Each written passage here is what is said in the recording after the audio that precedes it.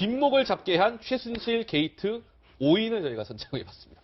뒷목 잡으신 분들 많으실 겁니다. 청문회 보면서 아이쿠야 하면서 아마 공분이라고 해야겠죠. 공분을 자아내게 한 이런 이 청문회 게이트 5인이 있는데 한번 좀 살펴보도록 하죠. 첫 번째, 제가 5위로 박범계 민주당 의원, 지금 국조특위 민주당 간사를 맡고 있는 박범계 의원을 선정해봤는데 그 이유가 있습니다. 바로 영상을 통해 한번 확인해 보시죠.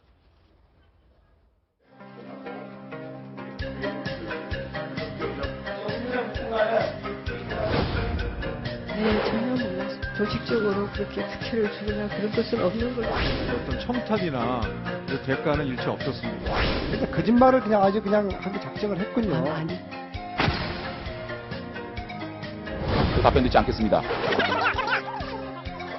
제가 답변을 요구하지 않은 걸 답변하고 있습니다. 네, 또 제가 위원장 할 때군요. 잠깐만요, 장 의원님. 예, 지금 불만이 무엇이죠?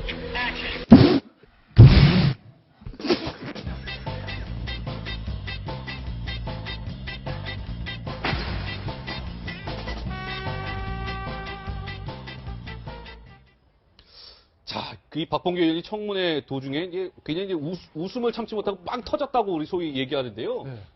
김태현 변호사 어떻게 보셨어요? 이상하게 봤죠.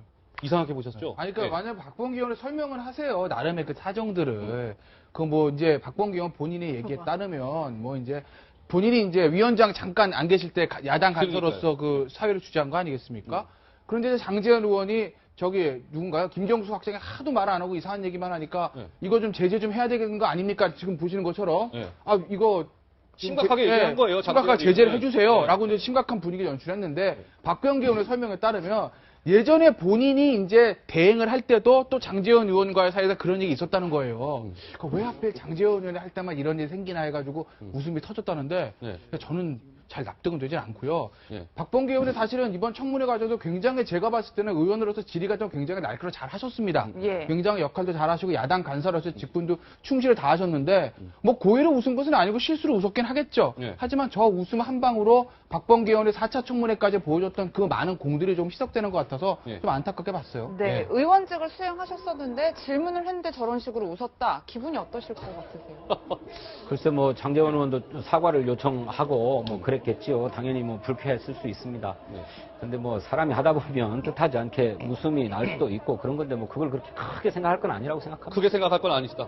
아니, 정 의원님은 좀 심각하게 아까 그 영상을 심각해요. 보시던데요. 왜냐하면 네. 지금 우리 진성준 의원은 저렇게 얘기하시는데 입장이 반대였으면 어떻게 했을 것 같아요. 아마 민주당에서 난리 났을 거예요. 예. 아니, 그렇게만 얘기하시면 그러니까 안 되죠. 제가 볼 때는 저거는 되게 진지하지 못한 거예요. 우리 국민들 굉장히 진지하게 지금 보고 계시는데 거기서 저렇게 했다는 건 본인이 지금 이게 어떤 자리인지도 모르고 맨날 하던 대로 그냥 그렇게 하는 거잖아요. 신경 안 쓰는 것 같이만 보이잖아요.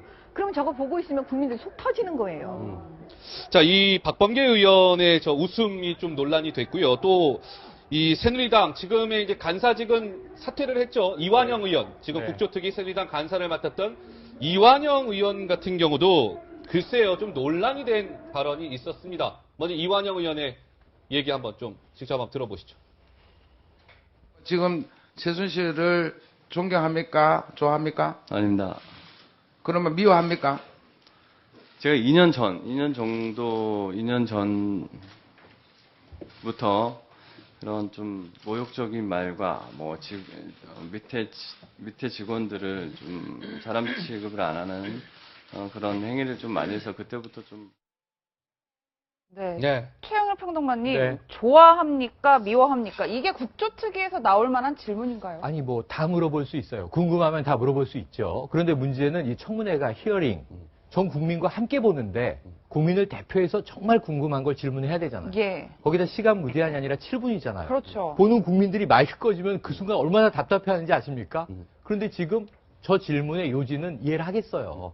최순실과 고영태 측은 어떤 관계입니까? 이 남녀 질문이잖아요. 관계냐? 예. 그럼 그렇게 바로 물어봐야죠. 좋아하십니까? 미워하십니까? 존경하십니까?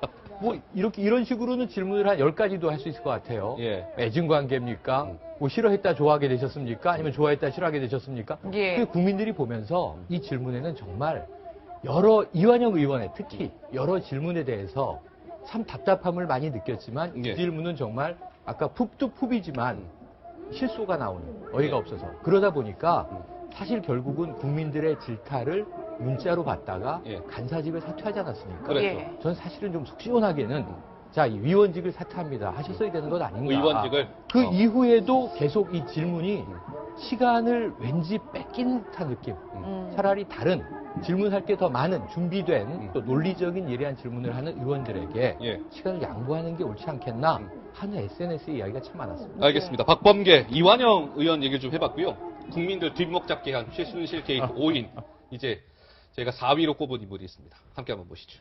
박범계 의원이 이어지는 4위. 장시호. 최순실의 조카 장시호인데요. 뵙고 싶었습니다. 무슨 얘기인가 하실 텐데요. 저희가 직접 영상을 준비했습니다. 들어보시죠. 제가 미우시죠? 네. 인간적으로는 미안하게 생각을 합니다. 괜찮습니다. 하지만 이 사건은 개인의 문제가 아니라 네. 장시호 씨가 이모를 잘못 만난 운명이라고 생각을 하십시오. 네. 개인적으로 저를 미워하지는 마십시오. 꼭 뵙고 싶었습니다. 자, 정 의원님 어떻게 보셨어요? 지금 저거를 드라마의 한 장면이라고 본다면 지금 남자가 여자한테 작업 거는 것 같잖아요. 예? 그 다음에 저 표정 좀 보세요. 지금 다 우리가 동영상 지금 보고 있는데. 그러면 본능적으로 여성들은 느껴요. 저 아마 장시호 씨가 본능적으로 느낀 것 같아요. 아, 이 사람이 나에게 작업 거는구나. 그러니까 어떻게, 아니, 지금 이게 어떤 자리인데 꼭 한번 뵙고 싶었습니다. 이 대사가 나옵니까? 그러면 드라마라면 그 다음 대사가 나와요. 남자가 이렇게 말하는 거죠. 아, 우리 이거 끝나고 그 카페에 가서 커피 한잔 하실까요? 이 대사가 나올 것 같은 저 장면. 저는 모든 여성들이 저거 보고, 아, 저게 뭐야? 이랬을 거예요. 그러니까는 완전히 저는 국민들이 뒷목 잡을 수밖에 없어요. 이 지점에서. 예, 뵙고 싶었습니다. 제가 미워요? 아, 네. 어떻게 여기서 네, 이 대답이 나올 수가 있어요. 정말 이러시면 안 되는 거예요. 국회의원들, 아까 이완용 의원도 마찬가지지만 국회의원들의 수준을 아주 적나라하게 보여줍니다. 김태현 변호사는 어떻게 보셨습니까? 지금 이 안민석 의원과 이 장시호 씨의 이 질문과 답을요? 그 안민석 의원 입장에서 뭐 약간 톤을 한번 낮춰가고 싶었던 것 같긴 해요. 워낙 이제 본인이 강공책을 많이 쓰셨으니까 또 이번 청문회뿐만 아니라 최순실 게이트를 야당에서 주도하고 있는 사람 한 사람뿐만 아니라 안민석 의원 아니겠습니까? 안민석 의원 빼고 죄송한 말씀이지만 다른 의원들은 사실은 이 게이트를 주도한다기보다는 언론에 끌려가는 형국인 거죠. 안민석 의원이 사실 주도를 하신 건데 뭐 그래도 한 톤 뭐 쉬어가고 싶으신 뭐 심정을 이해를 못하는 것은 아니나 엄중한 청문회이기 때문에 아까 최영일 평론가 말씀하신 시간이 없습니다. 시간이 아깝습니다. 시간 한정돼 있고 증인은 많고 의원은 많습니다. 한 사람당 질문할 수 있는 건 제한돼 있습니다. 조금 더 국민들이 알고 싶으신 그런 부분들을 좀 냉철하게 질문하시는 게 어땠을까 하는 약간의 아쉬움은 있어요. 이것도 역시 안민석 의원이 굉장히 잘해 오셨는데 저거로 조금 점수가 마이너스가 된 것 같아서 마이너스가 됐다. 열심히 해왔는데 진현이 생각은 좀 어떠세요? 저는 뭐 이렇게 막 작업 거는 거냐 뭐 이렇게 얘기하시는 건 너무 심하다고 생각하고요. 안민석 의원이 19대 국회 활동을 하면서 진즉부터 최순실 정유라와 관련된 이 승마 특혜 문제를 제기했었어요. 오래전부터 파기는 했죠. 근데 그때는 제대로 조명을 못 받았는데 그때로부터 계속 쉬지 않고 이 문제를 끈질기게 추구를 해오다가 이렇게 터진 거거든요. 그러니 그런 과정에서는 최순실 일가족은 도대체 안민석이 누군데 우리를 이렇게 집요하게 쫓아다니는가라고 하는 의심을 충분히 했을 수 있어요. 그걸 간파하는 데서 안민석 의원이 내가 밉냐 이렇게 물었던 것이지 그게 무슨 작업이라고 저는 과도하다고 생각합니다. 아니 국회의원이요. 최순실 일가를 이렇게 했다는 건 개인 안민석이 한 게 아닙니다. 우리는 늘 혼동하면 안 돼요. 국회의원 안민석이 한 거예요. 그러면 이건 공적인 일을 하는 거예요. 왜 공적인 일을 하고 공적인 자리에서 공적인 질문을 해야 되는 자리인데 마치 사적인 질문으로 싹 돌아가면서 얘기하잖아요. 바로 그 지점에서 우리 국민들이 뒷목 잡으시는 거예요. 예, 알겠습니다. 자, 지금 저희가 이제 두 번째 4위까지 장시호, 안민석 의원과 장시호 의원 간의 장시호 씨 간의 이 뵙고 싶었습니다. 이 얘기를 좀 다뤄봤고요. 3위 뒷목 잡기 한 인물 과연 또 누굴까요? 보시죠. 3위 최경희 전 이화여대 총장 얘기인데요. 저 전공이 이공계라 점점점 돼 있는데 직접 최경희 총장의 목소리로 확인해 보시죠. 교육 비서관 가장 최근에 만난 게 언제입니까? 올해 7월 중순쯤이었던 정말 그 단순한 사적인 자리였습니다. 단둘이 만났죠. 아니요, 저는 원래 남자를 둘이 만나지 않습니다. 권력 실세라는 거 알았습니까? 근데 전공이 이공계여서 그런데 그렇게까지는 잘 몰랐습니다. 양심적으로 신문을 지켜보고 있는 대한민국의 부모님들 아이들에게 안내 얘기합니다. 전 총장 재임 시에 이런 일이 있었기 때문에 제가 정말 너무나 죄송하게 생각합니다. 계속 이런 정언이 이루어지면 특별의 조치를 취할 수 있다는 것을 엄중히 경고합니다.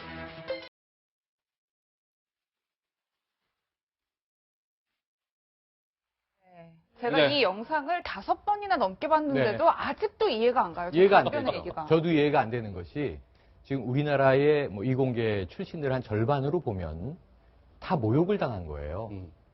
저 이공계 출신이에요. 학부에서 저 기계공학을 했는데 지금 전 다 이해되거든요. 그 실세가 누군지 다 알겠거든요. 누가 위증을 하는지 누가 그래도 진실을 말하려고 노력하는지가 눈에 보이고요. 국민들 눈에 다 보입니다. 조직적인 은폐는 없었다라고 얘기하는데 이대라는 조직을 상징하는 3명이 그 자리에 같이 있는 거예요. 총장, 최고 의사결정권자잖아요. 그 체육과학대 학장, 예. 이 사람이 정유라가 속해 있는 그 단과대 학장 아닙니까? 그렇죠. 예. 입학처장, 이 3사람이 이대라는 명문사학 조직의 핵심적인 인물이잖아요. 예. 근데 우리는 모르니까 우리는 은폐한 바가 없다. 결국은 이제 입학비리 없다. 그럼 정유라가 어떻게 대학을 들어갔는지를 밝혀야 되고요. 그러니까요. 왜 퇴학을 당했는지를 밝혀야 됩니다. 그럼 결국은 조직도 모르게 입학했다가 조직도 모르게 퇴학한 꼴이 돼버렸어요. 그래서 이걸 보다 박영수 특검이 한마디 하지 않습니까? 어떻게 학자가, 교수가, 그것도 명문사학의 총장과 이 보직 교수들이 전 국민 앞에서 대놓고 거짓말을 하는데 예. 이공계라서 비선실세를 모르다뇨. 그럼 이공계는 지금 입 닫고 눈 닫고 귀 닫고 그냥 세금 내고 살아가는지 아십니까? 이게 무슨 모욕인지 저는 막말입니다, 정말. 근데 김태현 변호사님, 최경희 전 이화여대 총장도 저 청문회에서 많은 국민들로 하여금 참 답답함을 만들게 했지만 김경수 전 이대 체육대학장 말이에요. 이분도 처음부터 끝까지 정유라 전혀 모른다라고 발뺌하던데 많은 분들이 참 어떻게 뻔뻔한 것 아니냐 이렇게 좀 보는 분들도 많더라고요. 김경숙 대학장. 맷집이 좋아요. 그렇게 밀어붙인 데는 눈 하나 감따라 눈 동그랗게 뜨고 얘기하고 있지 않습니까? 예. 전혀 모른다고. 최경희 총장은 그나마 약간 울먹인다든지 약간 이렇게 뭔가 좀 당황하는 기색이라도 있지. 김정구 석장은 그것도 없습니다. 근데 저는 정말 그 2대 3인방을 알 수가 없는 게 이게 지금 중간에 교육부 담당 감사를 담당했던 분 중간에 이제 다시 소환한 거 아닙니까? 예. 의원에서. 이게 첨단 얘기가 아니라고요. 그러니까 언론에서 보도된 걸 가지고 의원들이 질문을 하고 그것에 답변하는 게 아니라 이미 교육부 감사에서 한번 걸러진 얘기입니다. 그렇죠. 쉽게 얘기하면 검찰 법원은 아니지만 강제 수사권이 있는 건 아니지만 어쨌든 국가기관에서 한번 조사를 한 것이거든요. 예. 그 조사 결과를 바탕으로 질문한 대로 그거 아니라고 합니다. 김경수 학장만 그런 게 아니에요. 남궁곤. 그 입학처장도 그렇게 얘기를 하지 않습니까? 자기는 원론적인 얘기만 해가면서. 예. 글쎄요. 이미 2대 입시비는 다 드러난 것이고 2대 130년 역사를 가진 2대의 명예를 땅에 떨어진 겁니다. 그리고 수많은 2대 나온 여자분들 부끄러워하고 계십니다. 저 세 분들의 행동들 때문에. 저 세 분들의 저 청문회장에서 보이는 행동들이 그 수많은 2대 나온 여자들의 가슴에 피멍이 들게 한다는 것을 조금 아셨으면 좋겠습니다. 지금 화면 보시죠. 대단하지 않습니까? 네, 김경숙. 그 청문회 현장에서 실제로 대질신문 같은 것도 이루어졌어요. 예. 그래가지고 저 김경숙 학장이 그 정유라의 담당 교수에게 지금 저 정유라 어머니 최순실이 내려가니까 그 정윤의 부인이다. 잘 좀 대해줘라. 라고 전화를 했다는 거잖아요. 그걸 감사 과정에서 확인을 했어요. 예. 근데 자기는 그런 적 없다고 딱 부인했거든. 예. 그럼 저럴 수가 있습니까? 알겠습니다. 김경숙 대학장, 최경희 총장 얘기까지 해봤고요. 할 얘기가 많아서 좀 속도로 한번 내보도록 할까요? 자, 2위. 뒷목 잡기한 게이트 5인 중에 2위입니다. 2분 빠질 수 없습니다. 김기춘 전 대통령 비서실장. 저는 잘 모르겠는데요. 누구를요? 최순실을 잘 모르겠습니다. 자, 김기춘 전 대통령 비서실장 목소리 한번 들어보죠. 최순실을 모른다는 것은 아는 사이 지인이 아니라는 그런 뜻입니다. 오래전에 이름은 알았지만 정말 최순실은 모릅니다. 네. 박영선 의원이 마지막에 이제 청문회에서 그 영상 공개하면서 최순실 이름은 좀 들어본 것 같은데요 라면서 약간 꼬리를 내리긴 했습니다만 여전히 최순실을 모른다라고 지금 항변을 하고 있죠. 김기춘 실장. 그러니까 이게 그냥 그 머리가 좋은 분들이요. 저희가 수사를 할 때 보면 네. 머리가 굉장히 좋은 분들이 대부분 저렇게 말씀을 하세요. 그러니까 어떤 식이냐면 그냥 모른다 이게 아니라 이건 지인이 아니라 뭐 지인이 아니라는 뜻입니다. 막 해석도 하잖아요. 본인들이. 그러니까 빠져나갈 구멍을 계속 이렇게 만들면서 얘기를 해요. 그래서 우리 국민들이 제가 지금 이 순간은 우리 국민들께서 어떻게 느끼실 것 같으냐면 교활함마저도 느껴지는 거예요. 그러니까 김기춘 전 실장은 사실은 대한민국에서 최순실을 가장 잘하는 사람은 누구입니까? 라고 퀴즈를 내면 정답은 김기춘 전 실장이라고 저는 말씀드리고 싶어요. 박근혜 대통령보다 최순실을 더 잘하는 사람. 그건 김기춘 전 실장일 거예요. 왜냐? 진짜 이분이야말로 최순실 뒷조사까지 다 한 사람이에요. 다 알고 있어요. 뭐가 약점인지 아닌지 이분이 모르겠습니까? 다 알고 있어요. 그걸 갖고 있으면서 알고 있다는 걸 최순실한테도 알려줬을 거예요. 직간접적으로. 그러면서 이걸 줄다리기를 했을 거거든요. 그런데 이렇게 말씀하시니까 이제는 뭐 이거는 제가 볼 때는 이제 뒷목 수준이 아니고요. 그냥 이제 그래라 뭐 이런 수준이겠죠. 실제로 조한규 전 세계일보 사장도 최순실 씨를 반드시 알 것이다. 뭐 이런 뉘앙스 얘기를 그렇죠. 했었잖아요. 모른다는 거는 뭐 미진이다. 100%. 십상시 문건을 공직기강 비서관실에서 조사해가지고 김기춘 실장한테 보고했습니다. 그때 이미 최순실이 어떻게 국정에 개입하고 있는지가 드러나 있는 거예요. 알 수밖에 없고 또 박지만 씨도 김기춘 실장이 청와대 비서실장으로 임명되기 일주일 전에 만나가지고 최순실 정윤회가 국정에 개입해가지고 농단을 한다는데 이 두 사람 조심해야 된다라고 얘기했다는 겁니다. 뿐만 아니고 김기춘 실장이 과거 70년대에 중앙정보부 대공국장으로 있을 때 이미 그때 이 최태민과 박근혜와의 관계가 심각했기 때문에 중앙정보부에서 뒷조사를 다 했다는 거잖아요. 그때 이미 다 파악이 돼 있었습니다. 그때로부터 40년 된 인연인데 아까 정민 의원님 말씀하셨지만 오늘 의견 충돌이 상당히 많았는데 김기춘이야말로 박근혜 다음으로 최순실에 대해서 더 잘할 거다. 아니 잘못 알아들으셨어요. 박근혜 이상으로 대통령보다도 더 잘할 거다. 거기에 전적으로 동의합니다. 그럼 김태현 변호사님 어때요? 지금 김기춘 실장 피의자로 입건이 된 상태인데 제대로 좀 김기춘 실장 조사가 될 거라고 보십니까? 처벌을 실제로 받을 수 있을까요? 어떻게 보시는지요? 박영수 특검이 이제 기자들 브리핑할 때 이런 얘기 했잖아요. 제일 힘든 상대가 김기춘 실장입니다. 왜? 수사도 잘합니다. 수사만 잘합니까? 정치도 잘 알고 있습니다. 미꾸라지라는 표현. 정치와 수사를 동시에 장악하고 있는 고수 중에 최고수입니다. 그 상대하기 굉장히 쉽지 않은 거죠. 그러니까 특검 입장에서 보면. 그리고 또 하나의 문제는 이 김기춘 실장한테 적용할 수 있는 죄라는 것이 사실은 뭐 직무유기 이런 거 아니겠습니까? 국민이 생각하고 있는 법감정과 실제로 적용할 수 있는 법적 괴리가 너무 커요. 그러니까 김기춘 실장이 나 다 알았습니다. 최순실 다 알았어요. 내가 다 알았는데 대통령을 내가 덮었어. 이렇게 자백했다고 합시다. 그래도 할 수 있는 게 직무유기예요. 뭐 돈을 받은 것도 아니고. 근데 직무유기라는 게 사실은 그걸로 구속시키기도 쉽지는 않거든요. 국민의 법감정 그게 아니지 않습니까? 그렇게 되면 특검은 너무 어려운 거예요. 국민이 이만큼을 원하는데 실제로 적용할 수 있는 것은 얼마 안 되고 그나마 적용할 수 있을지도 몰라요. 왜?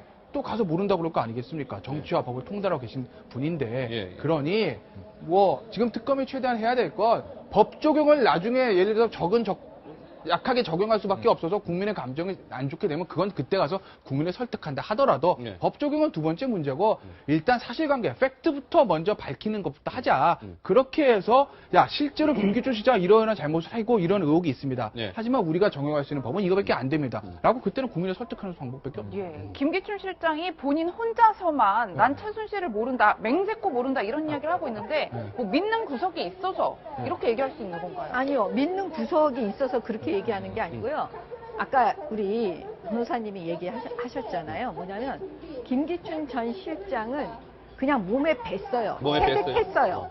어떻게 말을 하고 이게 나중에 다 법으로 적용이 됐을 때 본인이 빠져나갈 구멍을 미리 처음부터 그냥 훈련된 사람이라고 생각하시면 돼요. 그래서 그걸 법조계에서는 사실 웬만하면 다 알아요. 이런 얘기들을. 오죽하면 박영수 특검이 그 얘기를 했겠어요. 가장 어려운 일이라고.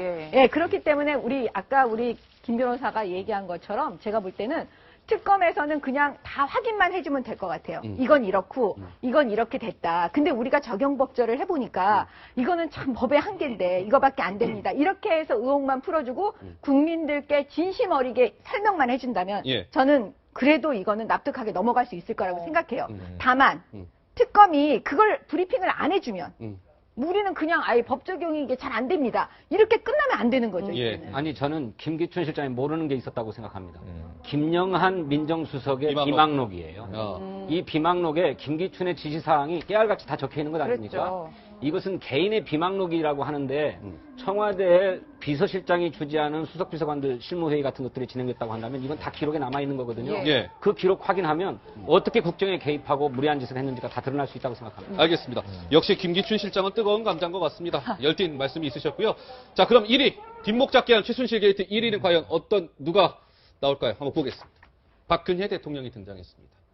탄핵 사유가 없습니다. 저는 탄핵될 이유가 없습니다. 어제 헌법재판소의 대리인단을 통해 이렇게 밝혔죠. 자, 그 목소리 한번 들어보죠. 사실관계 및 법률관계 모두를 다툽니다. 때문에 탄핵은 이유가 없다. 그런 취지입니다. 기각되어야 한다. 헌법 위배 부분은 그 자체로 인정되기 어렵고 법률 위반 부분은 증거가 없기 때문에 인정되지 않을 것이다. 네. 네. 어떻습니까, 최영일 평론가? 헌법재판소에 어제 대통령 그 법률 대리인단이 탄핵 심판 답변서를 제출을 하지 않았습니까? 탄핵받을 이유가 없다라는 게 골자예요. 네. 예. 그나마 다행이었던 것은 이 헌재가 일주일 준 시간을 딱 맞춰서 어쨌든 마감일에 안 낼 수도 있었으나 냈고요. 4명의 변호인단이 이제 얼굴을 보였죠. 예. 그래서 법리적 대응을 하고 있구나. 이것은 이제 우리가 이해했는데 내용은 사과는 한 줄도 없었죠. 탄핵의 사유 자체가 없다. 쉽게 말하면 무고하다. 지금 나라가 이 지경으로 벌어져 있고 대통령이 직무정지된 사안에서 아무것도 대통령의 잘못은 없다. 지금 뭐 여당은 2개로 쪼개지니 많이 하고 있지 않습니까? 예. 그런데 최순실 관련 게이트가 끝나서 지금 정리 수순이 아니라 특검도 이제 20일에 들어간다고 하고요. 검찰 이제 특별수사본부의 조사도 나왔고요. 그런데 매일 새로운 게 나와요. 그러니까 오늘 제가 깜짝 놀란 것은 청문회, 4차 청문회에서 위증교사예요. 이거 무슨 의미냐 하면 여당 의원 내에 그럼 아직도 최순실을 돕는 사람이 있단 말인가? 이만희 의원 얘기하시는 거죠? 이만희 의원은 부정을 했으니까. 예, 예. 어쨌든 고영태 증인은 그 이틀 전에 인터뷰를 하면서 새누리당의 한 의원이 이런 질문을 할 것이다. 물론 이만희 의원이 그 질문을 해버린 셈이 됐습니다만 네. 그럼 지금도 최순실의 메커니즘이 작동을 하고 있는 거예요. 본인은 구속돼 있음에도 불구하고 정유라는 독일에서 안 들어오고 이 상황에서 이 대통령의 저 모습이 저 아래 보시면 3번에 최경희 이대 총장 있지 않습니까? 마지막에 무슨 말 하냐면 장제원 의원 얘기했을 거예요. 이대를 떠나십시오. 교수직은 유지하고 있거든요. 그랬더니 검토는 해보겠으나 이대는 제 생애의 모든 것입니다. 제가 이대를 버릴 수가 없습니다. 대통령의 모습이 지금 똑같아요. 이대 사태가 대한민국의 축소판이에요. 대한민국을 내가 얼마나 사랑하고 내가 조국을 위해서 오직 선의로 하심없이 정말 최선을 다해서 했는데 왜 내가 직무정지 돼야 되지? 지금 이 상황이거든요. 본인만 모르고 계신 것 같습니다. 근데 진성준 의원님 어때요? 그러니까 지금 다 이 탄핵 이유가 없다라는 거거든요. 박근혜 대통령 생각은 내가 탄핵될 이유가 없다. 헌법 위반 사유 5개를 다 부인했고요. 결국에는 시간을 최대한 끌어보고자 하는 게 청와대의 전략인 것 같은데 어떻게 보세요, 진 의원님? 그렇죠. 시간을 최대한 끌다 보면 법률적으로 심판을 내려야 될 기일인 180일 다 채울 수 있고 그것이 더구나 강제 조항이 아니고 뭐라 그럽니까? 훈시 훈시 규정이라고 그럽니까? 넘길 수도 있는 거거든요. 넘길 수도 있는 그러면 임기에 임박해버릴 경우에는 탄핵을 해야 될 실익이 없는 것이기 때문에 그렇게 대해서 각하될 수도 있다라고 이런 것까지를 다 염두에 두고 그러는 거라고 생각하는데 만일 저렇게 탄핵당할 사유가 없다고 한다면 그동안 대국민 감안을 왜 3번씩이나 하고 맨 나중에는 국회가 결정해주면 모든 것을 다 내려놓고 국정을 넘기겠다고까지 합니까? 그건 그냥 국민이 아무것도 모른 채 막 촛불 집회를 벌이고 무조건 물러나라고만 하니까 어쩔 수 없어서 한 얘기입니까? 본인이 탄핵당할 사유가 없고 대통령직에서 물러날 이유가 없다고 한다면 끝까지 항변하고 한 거 해야죠. 그 본인의 대국민 담화도 어긋나는 얘기다. 알겠습니다. 본인의 담화를 스스로 부정하는 것이다. 뭐 이런 말씀이신 것 같고요.